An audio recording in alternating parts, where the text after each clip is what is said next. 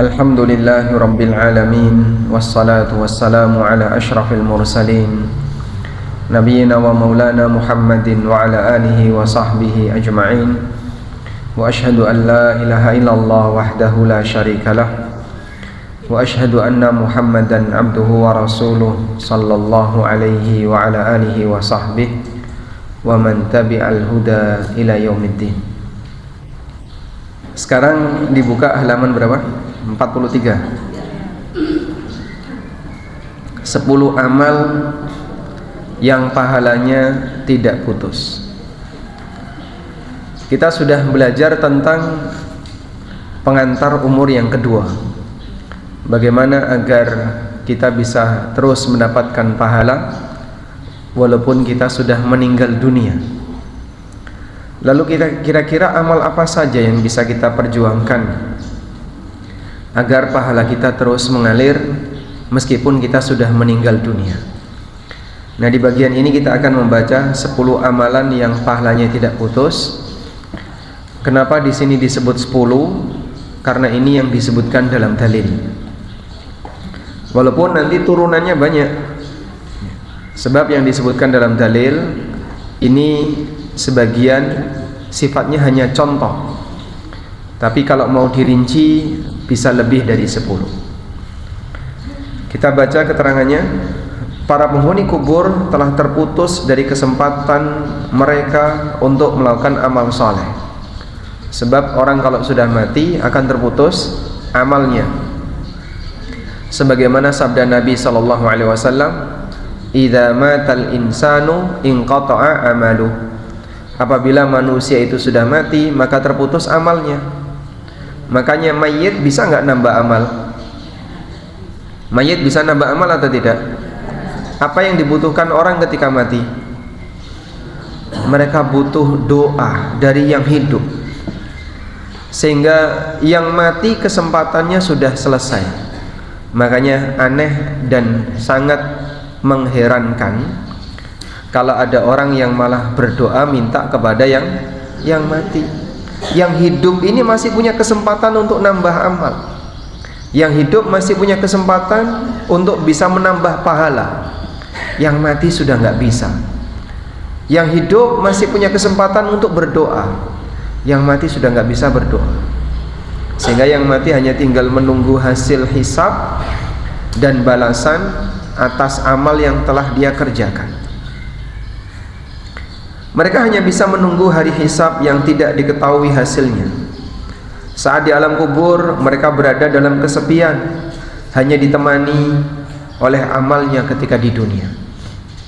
Nabi SAW pernah mengatakan, yatba'ul mayyita thalatha. Ada 3 yang akan mengiringi jenazah. Apa saja? Ahluhu wa maluhu wa amaluhu. Keluarganya, hartanya, dan amalnya. Fayarji'u ithnan, yang 2 balik pulang. Wa yabqa wahid, yang 2 balik pulang, tinggal 1. Yarji'u amaluhu, yarji'u ahluhu wa maluhu. Keluarganya dan hartanya balik pulang. Wa yabqa amaluhu, sedangkan yang menemani dia tinggal 1, yaitu amalnya. Maka kalau kita peduli dengan keluarga, seharusnya Anda juga ikut peduli dengan amal. Ada orang misalnya dia meninggalkan amal demi keluarga atau meninggalkan keluarga demi amal. Yang terjadi meninggalkan amal demi keluarga atau meninggalkan keluarga demi amal. Baik, nek jenengan duit-duit sing dipikir anake atau sedekahe? Nggih. Sing dipikir keluargane atau amale? Mana yang lebih dominan dalam pikirannya? Jawaban yang jujur, keluarga. Sehingga dia pingin keluarganya bahagia. Walaupun mungkin dia sendiri tidak bahagia. Ada orang misalnya nyuwun sewu nggih, sudah lanjut usia, dalam kurung wis tuwa, tapi sek doyan duit yang haram, masih mengumpulkan harta-harta yang terlarang, masih mengumpulkan harta-harta yang bermasalah. Tinggo apa to? Kepikiran anake, kepikiran putune, yo ketinggalan keluarga. Kepikiran apa? Keluarganya. Tapi itu mencelakakan dirinya. Kok bisa, Pak? Ya dia mengambil sesuatu yang haram. Sehingga ada orang misalnya nyimpen emas sampai kilo-kiloan. Ada yang nyimpen duit sampai di bunker, ya. Sampai duitnya itu dikerikiti tikus. Ada yang nyimpen harta di sini, nyimpen harta di sini, banyak sekali. Tapi caranya haram. Ono sing sikut-sikutan, ono sing rebutan warisan. Ada yang ngambil yang bukan haknya, milik negara, milik yayasan, milik lembaga. Dipakai apa? Padahal dia tidak mungkin menghabiskan itu sampai pun dia mati. Sehingga ada orang yang misalnya hartanya triliunan, iki dipangan sampai mati, plus anak-anaknya orang bakalan habis. Tapi dia rela untuk ngumpulin itu, dan yang pasti dia nanti akan menjalani hisab walaupun belum tentu menikmati. Sebab yang menikmati siapa? Yang menikmati siapa? Orang lain. Mbah anake, mbah putune, yang jelas yang menikmati orang lain. Itulah kondisi manusia yang sangat merugi. Dia perhatian berkaitan dengan keluarganya, tapi tidak perhatian terkait amalnya. Kemarin ada pertanyaan, Ustadz, saya itu punya tabungan, tapi itu rencananya untuk sekolah anak, sebaiknya dipakai untuk umroh atau sekolah anak. Nah ini contohnya ya. Kalau jenengan mikir yang mana? Mikir umroh atau sekolah anak? Sekolah anak. Sehingga tabungan ini untuk biaya sekolah anak, ini tabungan untuk biaya anak-anak. Kita lebih dominan mikir keluarga daripada mikir amal. Nabi SAW mengingatkan, saat kita mati, yang mengiringi itu ada 3, 2 balik pulang, 1 yang nanti akan tinggal bersama kita. 2 itu adalah harta dan keluarga, pulang dia. Ada orang juga yang aneh ya, hartanya habis hanya untuk ngerawati rumah, bolak-balik renovasi tinggal apa? Belum lagi menghias rumah, masya Allah. Tuku iki tinggal pasang ning kene, bosen ganti tuku meneh. Sehingga desain interiornya gonta-ganti. Ada juga yang lebih parah, koleksi perabotan. Bar tuku iki, tuku Tupperware. Tupperware tutup ganti tulipware. Tulipware tutup ganti napa sakniki? Es hardware. Terus ganti napa mulai? Jadi isinya cuma koleksi barang-barang. Itu dipakai apa?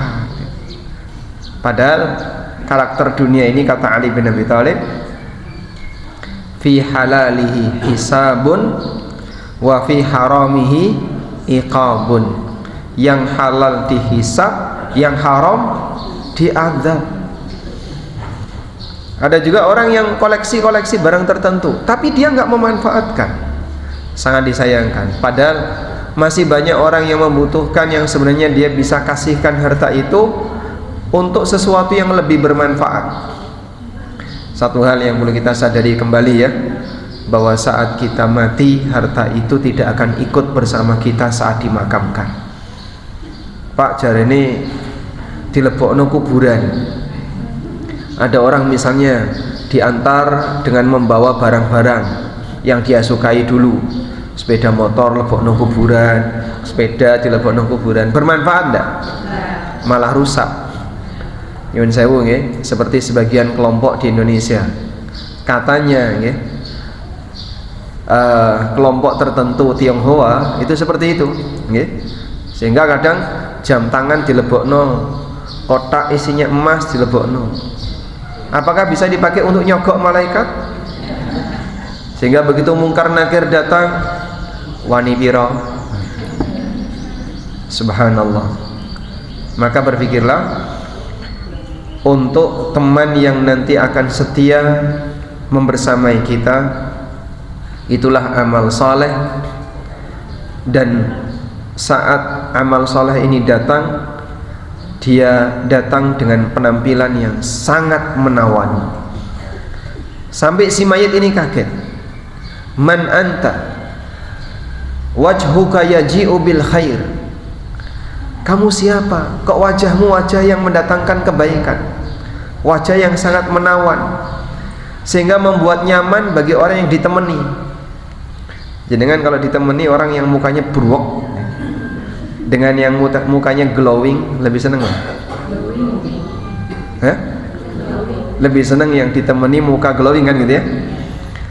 Sehingga semakin indah amal kita, nanti yang menemani kita makin indah. Ketika yang menemani makin indah, kita berharap kita akan lebih bisa mendapatkan kenikmatan. Oleh karena itu perjuangkan amalan yang nanti akan menjadi teman kita di alam kubur. Dalam suasana kegelapan seperti itu, ada beberapa amalan yang pahalanya terus mengalir. Jasad mereka bersemayam dengan tenang di alam kubur, namun balasan pahala mereka tidak berhenti. Pahala mereka terus berdatangan, padahal mereka terdiam dalam kuburnya menunggu datangnya kiamat. Berapa lama Pak orang menunggu datangnya kiamat itu? Apa gak kesuwen Pak? Yang mati ribuan tahun yang lalu itu rasanya kaya apa? Dengan yang mati belakangan, lebih nyaman mana? Ya? Lebih nyaman mana yang mati belakangan nunggu kiamat dengan yang mati ribuan tahun yang lalu? Yang belakangan nunggunya ora suwe. Jadi kesepian di alam kubur seperti itu selama ribuan tahun. Kita saja kalau dikurung dalam kamar 2 hari 3 hari karena padu karo bojone, betah berapa lama? 3 hari. Kok betah ya? Kebayang nggak di alam kubur seperti itu? Masya Allah. Makanya tergantung dari suasana masing-masing hamba, kuburan itu bisa terang, bisa gelap gara-gara amal ibadah. Makanya yang rajin sholat, semoga sholat ini bisa menjadi cahaya di alam kuburnya. Sebagaimana yang rajin beramal soleh, semoga nanti yang menemaninya makhluk yang menawan, yang membuat dia tenang di alam sana. Terus Pak, yang matinya sudah ribuan tahun itu bagaimana? Para ulama mengatakan penghuni kubur, para ulama mengatakan penghuni kubur itu tidak merasakan waktu. Penghuni kubur itu tidak merasakan waktu. Seperti orang tidur. Orang tidur tangi-tangi, loh kok wis jam ini? Padahal sebenarnya tidurnya sudah lama. Oh sudah Pak, ikut tidur bisa sampai 8 jam, tapi rasanya kok kayak setengah jam. Karena orang yang tidur dan orang yang mati itu tidak merasakan waktu. Makanya pada waktu mereka dibangkitkan oleh Allah, mereka mengatakan apa? Qalu man ba'athana mim marqadina hadza ma wa'ada ar-rahmanu wa sadaqal mursalun. Siapa yang membangkitkan kami dari tempat tidur kami? Padahal suwe itu bisa ribuan tahun, tapi saat dibangkitkan kok kayak tangi turu, seolah-olah baru saja bangun tidur. Ashabul Kahfi, mereka tidur berapa lama? Berapa? 309 tahun. Pada waktu mereka bangun, obrolan mereka apa? Qalu labithna yauman au ba'da yaum. Kita tidur sehari atau paling cuma setengah hari. Padahal 309 tahun. Itu dirasakan oleh Ashabul Kahfi sendiri pada waktu dia bangun, saat ngobrol dengan temannya. Labithna yauman au ba'da yaum. Kita cuma tidur sehari atau paling cuma setengah hari. Berarti orang yang tidur itu tidak merasakan waktu. Yang disebut ya. Jenengan kalau tidur berapa jam sehari? 8, 7, 7 atau 8. Ada yang lebih dari 8? Makin bayi itu makin lama tidurnya. Bayi itu bisa tidur sampai 20 jam, bisa tidur sampai 18 jam, bisa tidur sampai 15 jam. Sehingga makin gede makin berkurang tidurnya. Makanya nyun sewu wis tuwa kok turu iki gawan bayi durung ilang. Laras. Kok ngontak ngantukan to, Pak? Ya iki gawan bayi urung ilang ya. Mbok umur swidak tapi gawan bayi ini durung ilang. Kalau Anda tidur sehari 8 jam, berarti sepertiga umurnya hilang. Sehari berapa jam? 24. Dipakai turu lah selama 8 jam, berarti sepertiga umurnya hilang. Sehingga Allah kasih kita umur itu yang dipakai tidur lebih dari sepertiga. Durung dihitung dulu waktu masih bayi, waktu masih kecil. Yang sekarang sudah dewasa saja tidurnya 8 jam. Makanya tidur yang kebanyakan itu sama dengan membuang umur. Nah terus ngopo ya Pak, nek ra turu Pak? Masa kekurangan kerjaan? Muslim tidak kekurangan kerjaan. Bisa nggak ibadah di semua waktu? Bisa. Sehingga hidup di sini bukan dalam rangka untuk bermalas-malasan, maka Anda bisa manfaatkan. Sebagian di antara ulama tidurnya itu cuma 2 jam. Ada yang tidurnya cuma 3 jam, ada yang 4 jam. Mereka sibuk dengan aktivitas belajar, menulis, mengajar, dan aktivitas yang sifatnya untuk hal yang produktif, sehingga tidurnya sedikit. Maka kami sarankan ya, bisa nggak tidur tidak lebih dari 6 jam? Hah? Bisa ya? Bisa. Tidur tidak lebih dari 6 jam. Nanti kegiatannya ya semua kegiatan yang bisa Anda lakukan untuk beribadah atau melakukan kegiatan yang lain yang produktif. Berkebun lah. Kalau habis berkebun apalagi? Ya entah, pokoknya kegiatan yang sifatnya produktif ya. Baik. Agar hidup ini lebih berarti, waktu yang Allah berikan kepada kita digantikan dengan nilai dan amal saleh. Hasan Al-Basri pernah mengatakan, "Ya bani Adam, innama anta ayyam." Wahai manusia, sejatinya kalian ini adalah deretan hari. Sejatinya kalian ini adalah deretan hari. Yuswa pinten simbah. Jenengan, nggih. 71. Kurang berapa hari? Misalnya ada orang yang diberi oleh Allah usia 75 misalnya. Berarti dia deretan hari selama 75 tahun. Fa idza dhahaba yaumun dhahaba ba'duk. Kalau satu hari hilang, berarti unsurmu hilang satu. Maka semakin banyak hari-hari yang terbuang untuk hal yang tidak bermanfaat, banyak unsur kita yang hilang. Nah, hari yang hilang ini nggak mungkin ditarik kembali. Maka yang penting adalah yang hilang itu isinya apa, gitu. Jadi ibarat seperti kertas, gitu. Jumlahnya ada 70 sekian ribu. Satu kertas hilang sehari. Nah ini kan ada tulisannya nih. Nih tulisannya apik, stempelnya apik, kertas ini hilang dalam keadaan membawa kebaikan. Yang kedua, ketiga, dan keempat, dan seterusnya.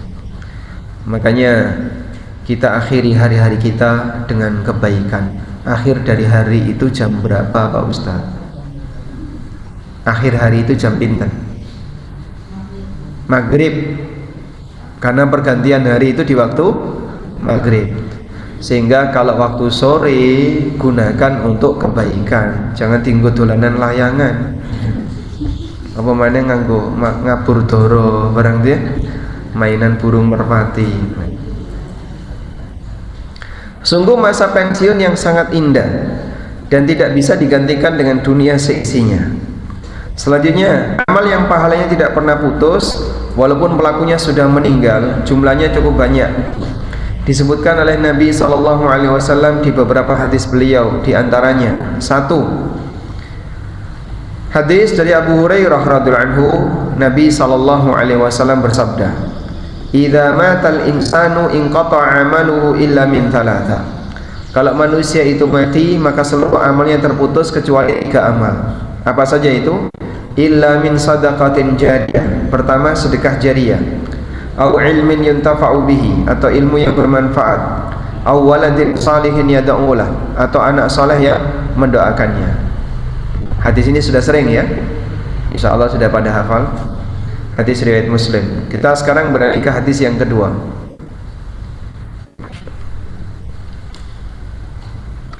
Hadis yang kedua, hadis dari Anas bin Malik radhiyallahu anhu. Rasulullah sallallahu alaihi wasallam bersabda, "Sab'un yajri lil 'abdi ajruhunna min ba'di mautihi wa huwa fi qabrihi." Ada 7 amalan yang pahalanya terus mengalir walaupun orangnya sudah berada di alam kubur. Coba dihitung ya. 7. Man 'allama ilman, orang yang mengajarkan ilmu. Au ajra nahran, orang yang membuat parit. Parit, selokan. Au haqara bi'ran, menggali sumur. Au gharasa nakhlan, nanam kurma. Au bana masjidan, bangun masjid. Au waratha mushafan, wakaf mushaf. Au taraka waladan yastaghfiru lahu ba'da mautih, atau dia meninggalkan anak yang akan memohonkan ampunan untuk orang tuanya setelah meninggal. Ada berapa? Coba dihitung. Mengajarkan ilmu, terus membuat parit, gali sumur, nanam kurma, bangun masjid, wakaf mushaf, punya anak soleh yang mendoakan. Baik, sambung. Nah, sekarang saya beralih ke hadis berikutnya, hadis yang ketiga.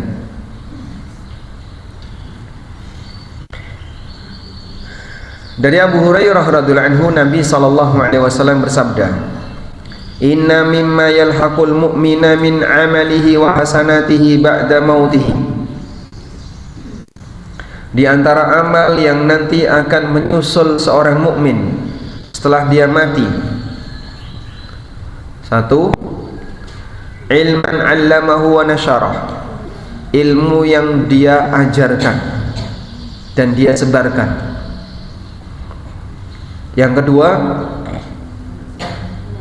waladan salihan taraka, anak soleh yang dia tinggalkan. Yang ketiga, wa mushafan warratha, mushaf yang dia wariskan. Yang keempat, au masjidan banahu, bangun masjid. Yang kelima, au baitan libni sabilin, rumah singgah untuk ibnu sabil. Selanjutnya, au nahran ajrahu, mengalirkan sungai. Berikutnya, au sadaqatan akhrajaha min malihi fi sihhatihi wa hayatihi yalhaquhu min ba'di mautihi, atau sedekah yang dia keluarkan dari hartanya ketika dia masih sehat, yang pahalanya terus mengalir, dalam kurung sedekah jariyah. Sudah? Ya, ini 3 hadis yang kami sebutkan, dan mohon diperhatikan di situ banyak beririsan, banyak yang sama. Di hadis 1 disebutkan, di hadis kedua disebutkan lagi, di hadis ketiga disebutkan lagi. Loh, katanya jumlahnya 10, Pak. Coba kita total, betul nggak jumlahnya ada 10? Bisa disebutkan? 10 amalan yang pahalanya terus mengalir. 1, sedekah jariyah. 2, ilmu yang bermanfaat. 3, anak soleh yang mendoakan. 4, bangun masjid. 5, wakaf mushaf. 6, gali sumur. 7, buat parit atau sungai. 8, nanam kurma. 9, buat rumah singgah untuk musafir. Dah 10. Yang ke-10 sudah tadi, warisan mushaf atau wakaf mushaf. Yang ke-10 sedekah yang dikeluarkan saat masih sehat, itu namanya sedekah jariah. Sudah tadi. Apa yang ke-10? Nggih? Prima? Mengalirkan saat tadi sudah. Membuat parit sudah. Rumah untuk Ibnu Sabil sampun sudah. Tidak ada. Di 3 hadis itu tidak ada. Nah, jawabannya yang ke-10 di bagian akhir dari buku. Itu disebutkan di halaman berapa itu? Di halaman 61. Jihad dan menjaga daerah perbatasan. Jihad dan menjaga daerah perbatasan. Baik, dibaleni mulai nggih biar bisa dicatat ya. Biar bisa dicatat 10 amalan yang paling tidak pernah putus. 1, sedekah jariah, ilmu yang bermanfaat, anak soleh yang selalu mendoakan, wakaf mushaf, bangun masjid, bangun rumah singgah, gali sumur, buat parit, nanam pohon kurma, jihad fisabilillah, berjaga di daerah perbatasan. Inilah 10 amalan yang pahalanya tidak pernah putus, kata Nabi sallallahu alaihi wasallam. Nah, ada satu kaidah ya. Ini disampaikan oleh guru saya, usia beliau waktu itu sudah 70-an tahun. Tapi dan waktu itu saya dengar di SMP, saya masih SMP. Guru saya bilang, nek ra iso kabeh aja ditinggal kabeh. Kalau tidak bisa semua, jangan tinggalkan semua. Ambil yang salah satu bisa. Nah, kalau semua ini kita harus melakukannya, wah, ora sanggup Pak Ustadz. Ya sampun, jenengan bisanya yang mana? Saya bisanya ini. Baik, silakan Anda kerjakan yang bisa Anda kerjakan. Paling tidak punya proyek untuk beramal agar amal itu pahalanya tidak pernah putus. Misalnya, nyun sewu, di Jogja ini ada berapa majelis taklim? Banyak. Ada berapa banyak itu? Banyak ya. Dan selalu berpecah. Majelis taklim nanti pecah, muncul majelis taklim lagi. Ini pecah, bercabang gitu kan ya. Jadi ini ada pecahan, ini adalah pecahan ini. Kalau ini namanya apa ini? An-Nahl. Ini pecahannya apa? Yang benar.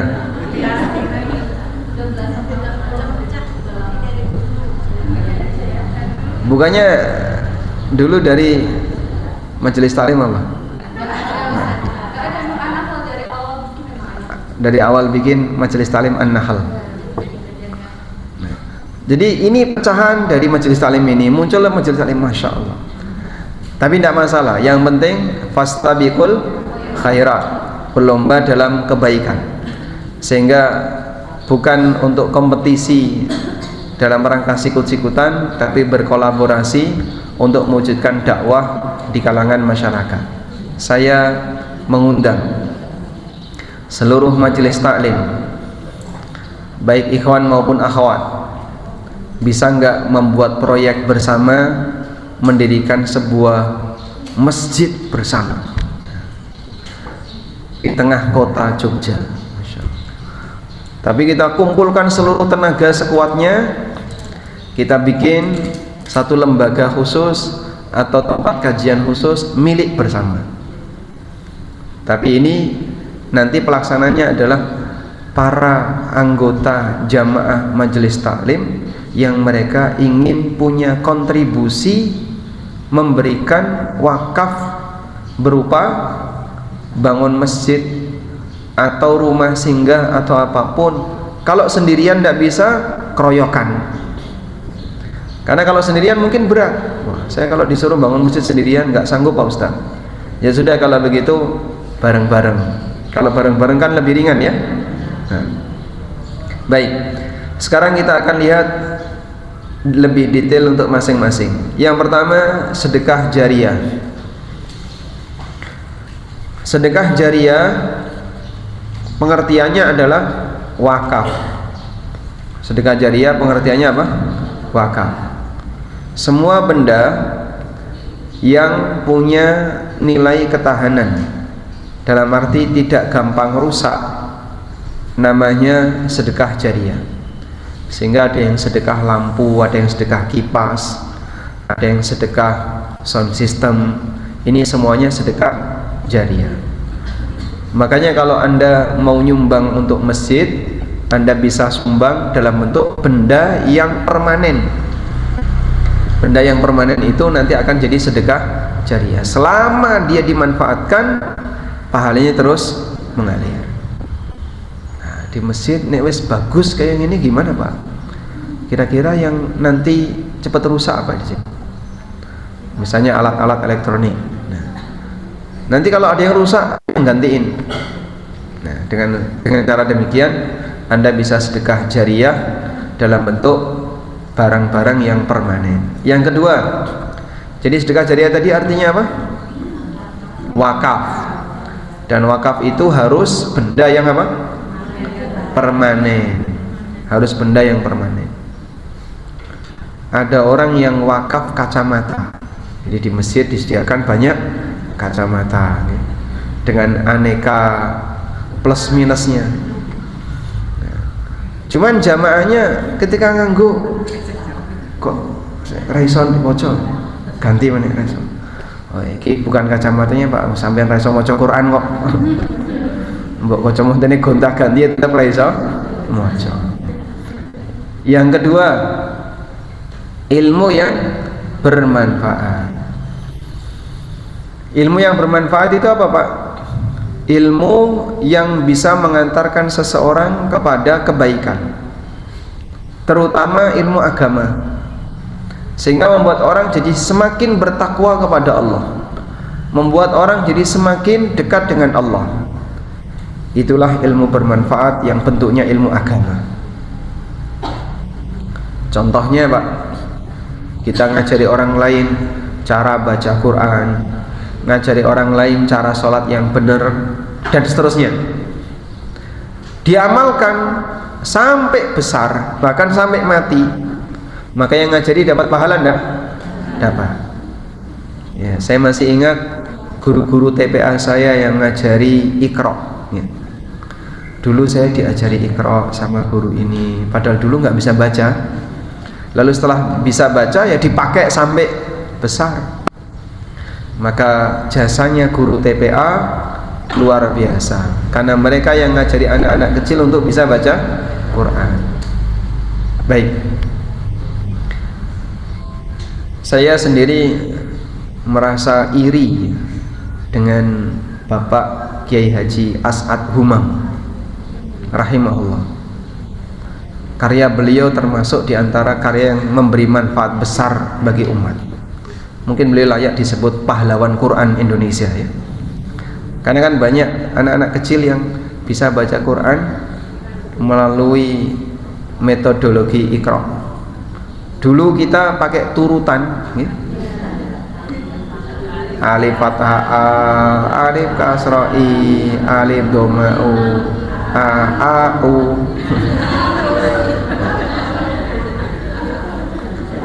Dan itu orang ngerti panjang pendek, tidak ngerti idgham itu apa, gunnah itu apa, idhar ikhfa itu apa. Begitu Iqra ini ada, Masya Allah, sekarang orang jadi tertata baca Qurannya. Nah barulah setelah itu banyak sekali metode-metode baru. Ada metode qiraati, ada metode apa lagi? Ummi, ada metode-metode baru. Tapi metode yang baru ini mereka dulu belajarnya dari Iqra rata-rata ya. Inilah jasanya Bapak Kiai Haji As'ad Humam. Nah, kemarin saya ketemu dengan putu mantu. Saya ketemu dengan menantu, tapi menantu dari cucu ya. Masya Allah, semoga Allah merahmati Pak As'ad Humam. Saya menganggap beliau termasuk di antara pahlawan Quran di Indonesia. Baik, selanjutnya, apakah termasuk ilmu dunia, Pak? Ada keterangan dari Imam Ibnu Utsaimin, termasuk ilmu dunia, asal ilmu dunia itu memberi manfaat kepada yang bersangkutan atau orang lain sehingga dia bisa mencari nafkah. Contoh pengangguran. Pengangguran diajari, kene tak ajari. Piye carane nggawe roti? Piye carane jahit? Diajari piye carane nyambut gawe. Setelah dia tahu, dia bisa bekerja dengan baik, akhirnya dia mencari nafkah dengan itu. Maka yang ngajari tadi dapat pahala enggak? Terus mengalir selama ilmu itu dipakai. Itulah nilai keutamaan dari orang yang memberi manfaat bagi orang lain. Di daerah tertentu ya sekarang sudah mulai banyak ya, memberi keterampilan bagi orang-orang yang dia tidak punya kerjaan, memberi keterampilan bagi orang-orang pengangguran. Karena pengangguran ini terkadang terlalu bergantung pada orang lain. Maka ketika mereka diberi keterampilan lalu bisa mengembangkan sendiri, diharapkan nanti tidak menjadi sampah bagi masyarakat. Sebab pengangguran itu beresiko besar. Kenapa, Pak? Kriminal itu salah satunya berawal dari apa? Pengangguran. Sehingga mengurangi angka kriminal diantaranya adalah dengan mengurangi jumlah pengangguran. Nah, masalahnya jumlah pencari kerja di tempat kita jauh lebih banyak daripada lowongan kerja. Sehingga sekarang saja mahasiswa baru yang masuk UGM berapa? 11.000. Baru satu kampus loh itu. 11.000 itu baru UGM tok. Belum kampus-kampus yang lain. Wah, itu nek lulus kan berarti ada sekian juta orang. Anggaplah 11.000 UGM. Nanti kampus yang lain yang negeri sama 11.000. Masya Allah, bisa ratusan ribu sekali lulus. Berarti pas 4 tahun berikutnya butuh sekian ratus ribu lowongan kerja. Dan Allah Subhanahu wa ta'ala zat yang maha kaya, semua dikasih rezeki. Nah, selanjutnya yang keberapa? Ketiga, anak soleh yang mendoakan. Kenapa kok disebut anak soleh? Apakah anak jahat tidak mendoakan orang tuanya? Ya, mendoakan, tapi tidak lebih rajin anak soleh. Sehingga Nabi SAW menyebutkan anak soleh, di situ identitas soleh itu karena anak soleh ini akan lebih rajin mendoakan orang tuanya. Sehingga kita mendoakan orang tua kapan? Setiap saat, setiap sholat, setiap waktu. Rabbighfirli wali walidayya warhamhuma. Jangan cuman pas peringatan tok. Hari pertama, kedua, ketiga, sepekan, terus 40, habis 40 nyatus, bar nyatus setahun, bar setahun nyewu tutup. Terakhir pinten? Nyewu kan? Ada nggak orang nyewu? Nah, setahun kan sepertiganya. Nyewu itu 3 tahun. Sehingga kalau sudah nyewu tutup, sudah selesai. Mas dengan orang tua kok dibatasi. Nah, yang benar gimana? Ya, tidak ada batas waktu dan tempat. Makanya anak soleh dia mendoakan orang tuanya. Kenapa disebut Nabi SAW anak soleh? Karena hanya anak soleh yang punya perhatian lebih besar dibandingkan yang tidak soleh. Baik, selanjutnya membangun masjid. Ini tidak harus sendirian. Bisa nggak Pak bangun masjid keroyokan? Ya bisa. Artinya kita ikut wakaf di situ. Saya turut nyumbang sekian puluh juta. Untuk apa? Baik tanahnya maupun bangunannya. Makanya kalau masjidnya sudah jadi, ya, jangan nyumbang ke masjid yang seneng renovasi. Nanti misalnya Anda nyumbang kaca atau jendela atau apa, renovasi dibongkar, ya. Nanti jadinya sudah nggak berlaku lagi amalnya karena sudah habis pakai. Sehingga pastikan kalau milih masjid yang aktif tapi belum maksimal fasilitas. Baik, saya nyumbang ini biar nanti kepake terus, ya. Udah. Selanjutnya membangun rumah singgah. Membangun rumah singgah bagi musafir. Ini ada kasus, ya. Ada orang dari pelosok Gunung Kidul mau kontrol ke rumah sakit. Dia berangkat dari rumahnya sampai ke Sleman butuh waktu 3 jam. Sampai di sini nunggu antrian 2 jam. Ketemu dokter diperiksa 15 menit. Setelah itu dokter bilang, besok kesini lagi kontrol ya. Masya Allah. 5 jam hanya untuk layanan 15 jam. 15 menit. Masya Allah. Butuh waktu 5 jam hanya untuk layanan 15 menit. Setelah itu pulang, besok sudah balik lagi. Bisa nggak ada bantu orang-orang seperti ini? Caranya sediakan rumah singgah. Nah, kemarin tuh sudah ada teman-teman yang punya rumah singgah tidak jauh dari rumah sakit, sehingga dikhususkan kalau mereka suruh ke hotel nggak sanggup, mereka harus ke penginapan nggak kuat, akhirnya keleleran di masjid karena dia tidak punya tempat untuk bertahan. Sehingga orang seperti ini mungkin bisa kita kasih solusi, sediakan rumah singgah. Di situ mereka dapat fasilitas, tempat tidur, toilet dan seterusnya, dan kita sediakan untuk kegiatan sosial seperti ini. Itu yang dimaksud dengan wa baitan libni sabilin banahu, rumah untuk ibnu sabil. Berikutnya, mengalirkan sungai. Mengalirkan sungai kalau zaman sekarang mungkin agak sulit. Barangkali konteks yang lebih mendekati adalah pipanisasi. Sehingga ada orang yang ikut program pipanisasi. Dari sumber air A dikirim ke desa B, butuh kira-kira 5 kilo. Dijejer pipa-pipa sebanyak 5 kilo, sejauh 5 kilo. Baik, nanti selama itu dimanfaatkan, maka akan terus menjadi pahala jariah bagi orang yang dia ikut terlibat di sana. Kemudian berikutnya adalah gali sumur, terutama untuk daerah-daerah yang butuh air dan jarang sumur. Kalau banyak sumur, alhamdulillah di setiap rumah ada. Kayak di daerah Sleman ini kan banyak sumur, ya. Hampir di setiap rumah ada sumur. Tapi di daerah tertentu sumur itu langka. Nah, sumur yang langka seperti ini, nanti siapa yang dia membuat sumur di situ akan terus mendapatkan pahala. Kalau ada proyek bikin sumur, mau ikut nggak? Hah? Kemarin tuh ada ajakan sekitar 50 juta, tapi sudah tutup. Nanti lagi ya, kalau ada ajakan gali sumur, ya mungkin biayanya sekitar 60-an, 70-an juta.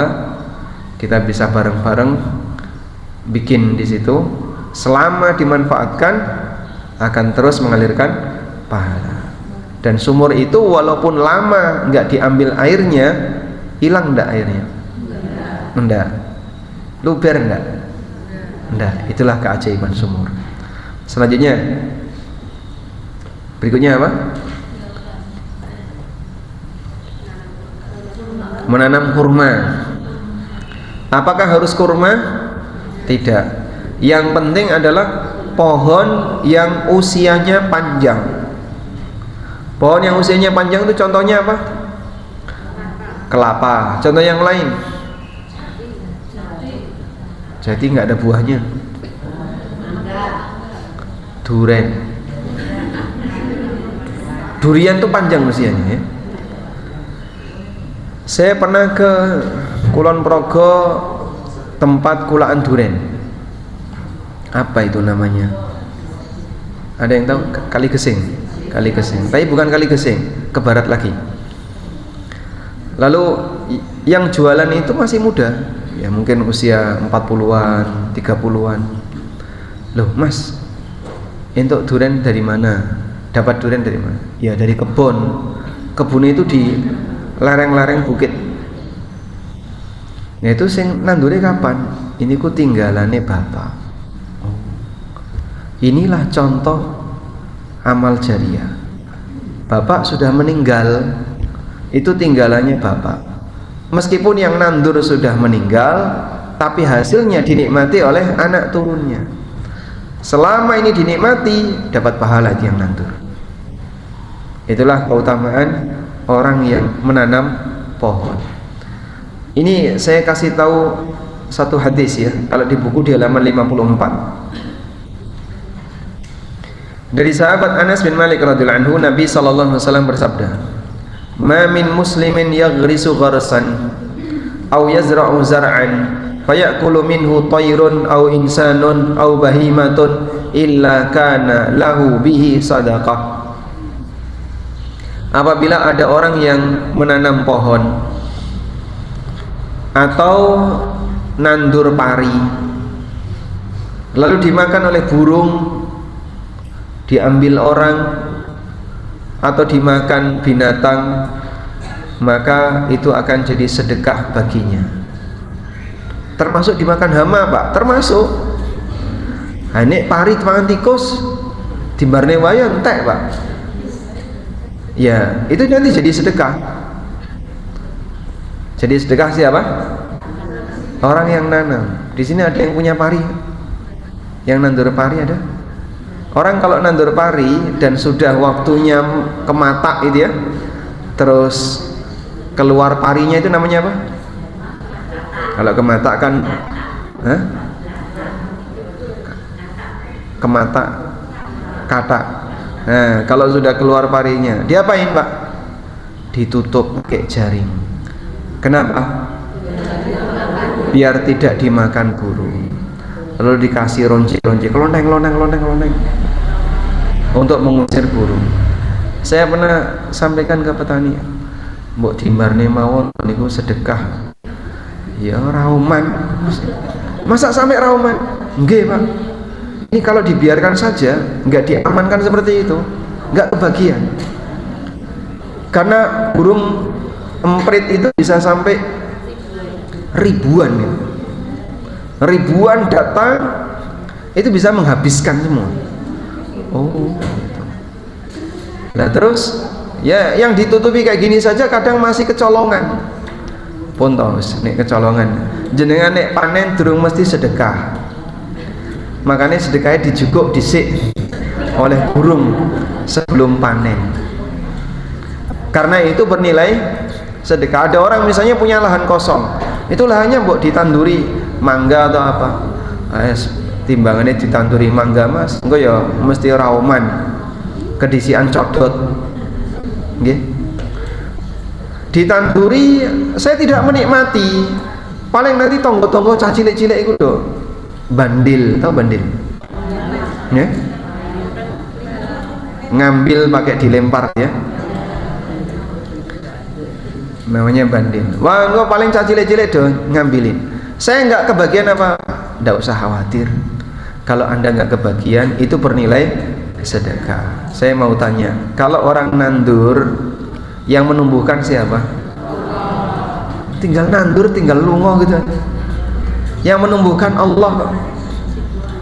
Kayak gitu kadang masih eman, sayang, oman. Padahal dia punya kesempatan untuk bisa mendapatkan pahala sedekah dengan aneka buah-buahan yang dia tanam. Ngerti nggih? Makanya kalau punya lahan kosong segera dimanfaatkan, ditandurin apa? Yang menghasilkan seperti buah-buahan atau yang lainnya. Saged nggih? Nah, berikutnya apa berikutnya? Wakaf mushaf. Wakaf mushaf termasuk di antara amal yang pahalanya terus mengalir. Hanya saja nggih, perlu diperhatikan, zaman sekarang jumlah mushaf lebih banyak daripada jumlah pembacanya, sehingga banyak mushaf yang tidak terbaca. Ada juga mushaf yang dibaca setahun sekali, seperti yang di belakang itu dibaca bisa jadi setahun sekali, pas Ramadan tok. Berarti sisanya Pak yang nganggur. Kalau nganggur tidak ada nilai pahalanya. Makanya bisa nggak diganti? Saya mau tanya ya, kajian ini kan pakai buku. Kalau ada kajian pakai buku, jenengan lebih seneng mana? Beli buku sendiri atau gratis? Lebih seneng apa? Gratis. Wong biaya ya awake dhewe ra gelem. Ini dalam rangka belajar, dikongkon biayai awake dhewe itu lho keberatan. Jadi ini ono gratisan itu seneng dong. Wah, ngumpul bagi buku gratis, alhamdulillah. Ya, alhamdulillah masih mau ikut pengajian. Coba sekarang kamu gratisi orang lain untuk bukunya. Itu terbaca. Kalau Al-Qur'an belum tentu terbaca. Makanya terkadang ada mushaf Quran itu yang ada jamaah tanya, Pak, menerima mushaf Quran nggak Pak? Sebentar dulu, saya tanyakan dulu ke santri ya. Saya punya santri tahfidz ya. Saya tanyakan, santri tahfidz mau ganti Quran enggak? Enggak mau. Karena mereka sudah bawa Quran dari rumah masing-masing. Sebab orang yang menghafal Quran itu tidak boleh gonta-ganti mushaf. Diganti mushaf baru enggak mau mereka. Maunya yang seperti yang biasanya mereka baca. Karena menghafal itu seperti memotret, sehingga kalau gonta-ganti mushaf ngerusak memori. Ada orang mau wakaf mushaf, nggak ada yang mau nerima, santrinya nggak mau. Makanya kalau mau wakaf mushaf mungkin perlu dipertimbangkan efisiensinya. Jika sekiranya tidak ada pemanfaatan, Anda bisa gantikan dengan yang lain. Kemarin tuh ada donatur wakaf 1000 buku tafsir salat. Buku tafsir salat perso? Ya, ada yang punya ya? Itu dia wakaf 1000 buku tafsir salat dibagikan untuk perpustakaan masjid. Ada yang wakaf buku Riyadhus Shalihin. Ada yang wakaf ini. Jadi mempertimbangkan efisiensi. Wallahu a'lam. Baik, selanjutnya tadi kita sudah sebutkan tentang rumah singgah samun ya. Yang terakhir adalah ribat, berjaga di daerah perbatasan ya. Ini mungkin orang yang mereka kerja sebagai angkatan bersenjata, ada yang disebar oleh negara ke daerah-daerah pelosok perbatasan, ke Papua, ke Maluku, Kepulauan Maluku bagian utara, ke Kalimantan, di Natuna dan seterusnya.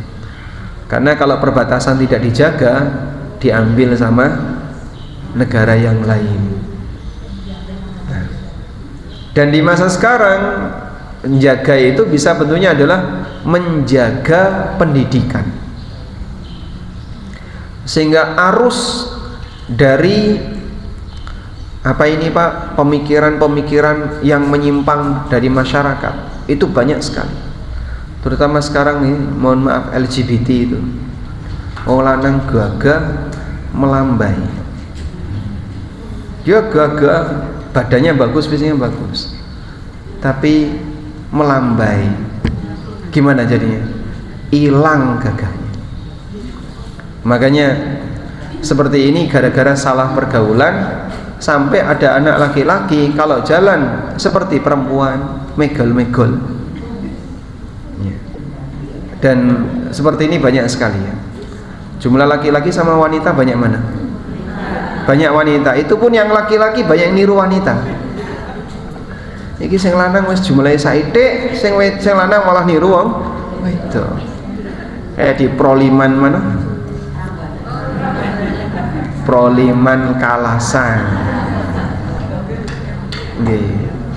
Itu lanang ya, laki-laki, tapi jadi bencong. Jangan sampai keturunan kita seperti itu. Makanya kalau punya anak laki-laki, tolong diajari sebagai sosok laki-laki. Wallahu ta'ala alam. Walhamdulillahirabbil alamin. Sudah selesai untuk materi 10 amalan yang pahalanya terus mengalir. Semoga Allah mudahkan bagi kita untuk bisa memilikinya. Wassallallahu ala nabiyyina Muhammadin wa ala alihi wa sahbihi wasallam. Wa akhiru da'wana alhamdulillahi rabbil alamin. Subhanakallahumma wa bihamdika asyhadu an la ilaha illa anta astaghfiruka wa atubu ilaik. Wassalamualaikum warahmatullahi wabarakatuh.